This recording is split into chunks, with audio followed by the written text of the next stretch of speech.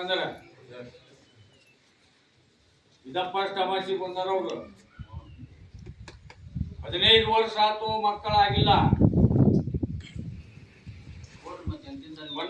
ಒಂದನೇ ಅಮಾಸಿಗೆ ಅವ್ರು ಮೂಡಿ ಬಂತು.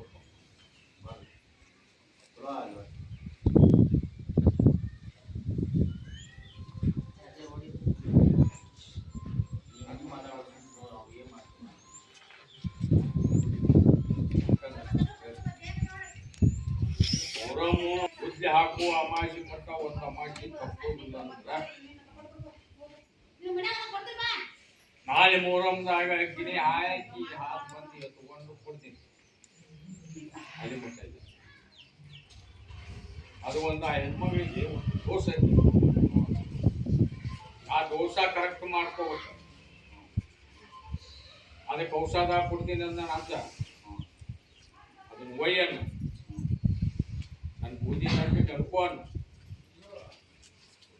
ಕಲ್ಯಾಣ ಹೋಗಿ ಮಾಡ್ತೀನಿ. ಕರೆ ಅವ್ರು ಸುಳ್ಳು ದೋಷ ಇದ್ದದ್ದ